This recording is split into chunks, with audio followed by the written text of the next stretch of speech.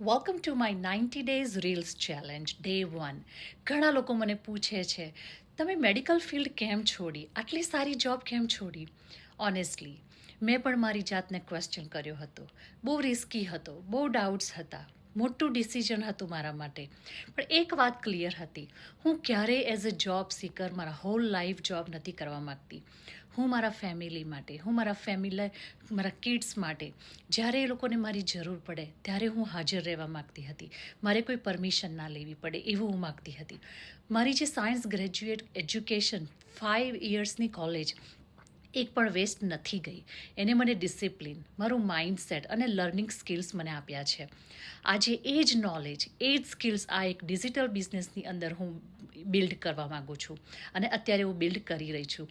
એક ઘરેથી જ આ બિઝનેસ તમે ઓનલાઈન તમારા લેપટોપ અને તમારા ફોનથી કરી શકો છો. લર્નિંગ મેં છોડી નથી દીધું, મેં ડિરેક્શન બદલી છે. ઓનલાઈન ડિજિટલ બિઝનેસ ચૂઝ કરવું એ મારું એસ્કેપ નહોતું, એ મારું ડિસિઝન હતું. તો હવે તમે પણ તમારી જાતને પૂછો કે તમે જીવન માટે કામ કરો છો કે તમારી જોબ તમારા જીવનને કંટ્રોલ કરે છે?